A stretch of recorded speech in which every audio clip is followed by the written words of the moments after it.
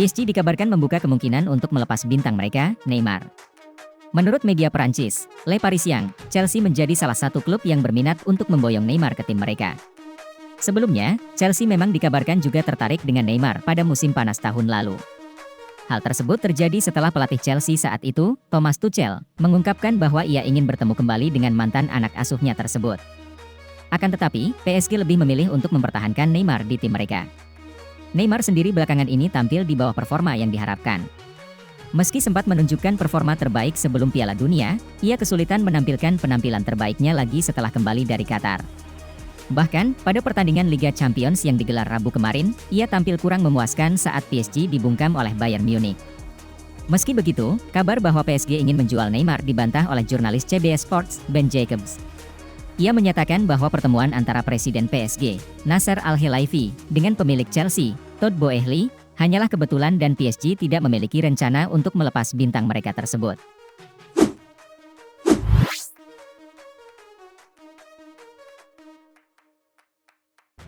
Manajer Chelsea, Graham Potter, masih optimis bahwa timnya dapat melangkah ke perempat final Liga Champions meskipun mengalami kekalahan 1-0 dari Borussia Dortmund di Signal Iduna Park pada Kamis kemarin. Dortmund mempunyai modal bagus dengan gol tunggal Karim Adeyemi pada menit ke-63. Sedangkan Chelsea harus memenangkan pertandingan leg kedua dengan selisih 2 gol jika ingin lolos. Meskipun kecewa dengan kekalahan tersebut, Potter menilai performa Chelsea akan semakin baik dalam 3 pekan ke depan dan pemain baru akan lebih terintegrasi dengan permainan The Blues. Potter menambahkan bahwa Chelsea bisa saja mendapatkan gol di pertandingan itu tetapi kurang beruntung. Potter menilai timnya adalah tim yang lebih baik dan menciptakan beberapa peluang bagus, serta timnya membutuhkan sedikit keberuntungan dan sedikit eksekusi akhir yang bagus. Potter mengatakan, Chelsea akan berusaha merebut kembali kemenangan di Stamford Bridge dalam waktu 3 minggu ke depan dan Potter yakin timnya dapat berkembang dengan adanya pemain baru. Meskipun begitu, Potter menyadari bahwa pertandingan nanti tidak akan mudah dan Dortmund merupakan tim yang sedang berada dalam momen yang baik.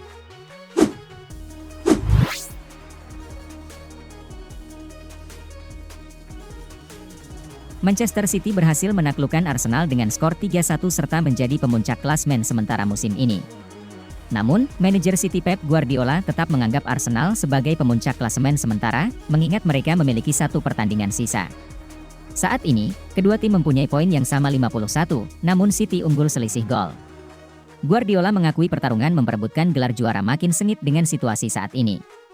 Dirinya mengatakan, masih banyak laga yang masih harus dimainkan, termasuk di Liga Champions dan Liga Eropa. Dan ini akan sulit bagi semua tim. Namun, Guardiola merasa senang dengan kinerja yang diperlihatkan oleh anak asuhnya. Menurutnya, mentalitas para pemain City telah menunjukkan kualitas mereka. Selanjutnya, City akan berusaha mempertahankan puncak klasemen saat bertandang ke markas Nottingham Forest pada Sabtu malam. Sementara itu, Arsenal akan memburu kemenangan saat bertamu ke kandang Aston Villa pada hari yang sama.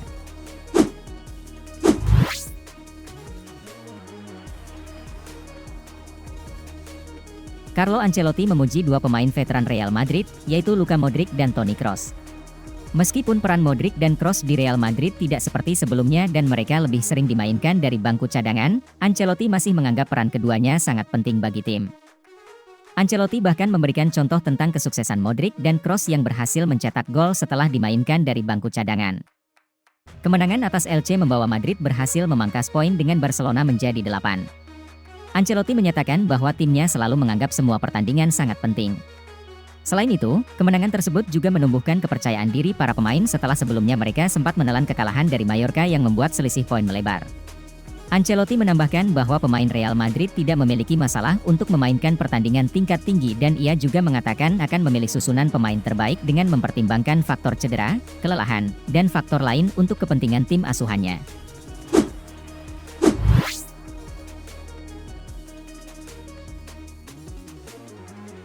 Barcelona harus puas dengan hasil imbang 2-2 saat menjamu Manchester United di leg pertama babak 32 besar Liga Eropa. Pertandingan yang berlangsung di Camp Nou pada Jumat dini hari tadi, dimulai dengan pertandingan yang ketat dan berakhir tanpa gol pada babak pertama. Pasukan Xavi akhirnya memecahkan kebuntuan 5 menit setelah turun minum melalui sundulan Marcos Alonso. Namun, keunggulan tersebut tidak bertahan lama setelah Marcus Rashford berhasil menyamakan skor pada menit ke-52. United asuhan Erik ten Hag sempat berhasil membalikkan kedudukan pada menit ke-59 berkat gol bunuh diri bek Barca, Jules Koundé. Namun perjuangan tuan rumah untuk terhindar dari kekalahan membuahkan hasil pada menit ke-76, setelah tendangan Raphinha meluncur masuk ke gawang United. Kedua tim tampil dengan performa apik dan memperlihatkan pertandingan yang ketat sepanjang waktu. Baik Marc-Andre ter Stegen maupun David De Gea sama-sama tampil cemerlang bagi Barca maupun United. Dengan hasil imbang ini, kedua tim masih memiliki peluang yang sama untuk lolos ke babak 16 besar Liga Eropa musim ini. Selanjutnya Barca dan United akan kembali bertemu di leg kedua yang akan berlangsung pada Jumat pekan depan di Old Trafford.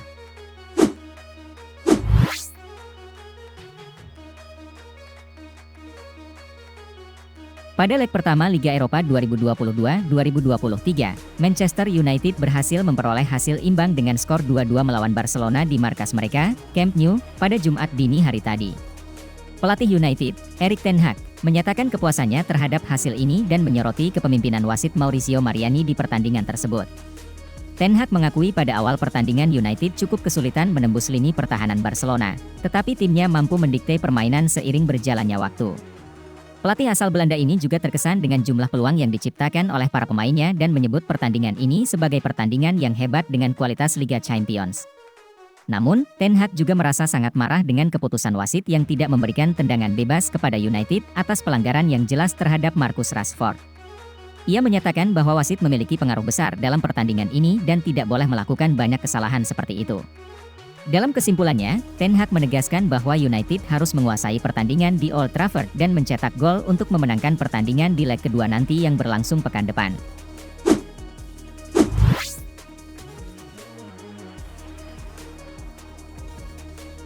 Barcelona mengakhiri leg pertama Liga Eropa musim ini dengan skuad yang mengkhawatirkan. Tiga gelandang utama mereka yaitu Pedri, Gavi, dan Sergio Busquets berpotensi absen di leg kedua. Pada leg pertama, Barcelona dan Manchester United bermain imbang 2-2 di Camp Nou pada Jumat dini hari tadi. Pertandingan kedua akan berlangsung di Old Trafford pada 24 Februari 2023, di mana kedua tim akan bertemu kembali. Pertandingan tersebut akan menjadi pertandingan hidup mati bagi kedua tim jika ingin lolos ke babak berikutnya, karena tidak ada aturan gol tandang. Namun, Barcelona akan berjuang tanpa kekuatan penuh pada pertandingan kedua nanti. Komposisi lini tengah andalan Xavi Hernandez berpotensi absen semua. Barcelona menurunkan Pedri dan Gavi pada leg pertama, tetapi Pedri harus ditarik keluar pada menit ke-41 karena cedera. Laporan dari jurnalis Fernando Polo menyebutkan bahwa cederanya tidak separah cedera Ousmane Dembele, tetapi diragukan apakah Pedri bisa pulih dalam waktu singkat. Sementara itu, Gavi sudah dipastikan absen pada leg kedua karena akumulasi kartu kuning pada menit ke-73. Sergio Busquets juga masih diragukan untuk tampil karena cederanya. Meskipun laporan menyebutkan bahwa Busquets mungkin bisa turun pada leg kedua, ia belum pasti. Busquets absen pada leg pertama karena cederanya, tetapi jika ia bisa tampil pada leg kedua, ia kemungkinan akan bermain bersama Franck Kessie dan Frenkie de Jong. Meski keduanya memiliki kualitas yang baik, mereka belum pernah bermain bersama. Ini dapat memberi keuntungan bagi United pada pertandingan kedua nanti, karena pada leg pertama mereka kehilangan 7 pemain. United memiliki Lisandro Martinez dan Marcel Sabitzer yang sudah bisa bermain melawan Barcelona pada leg kedua setelah absen 1 kali karena akumulasi kartu kuning.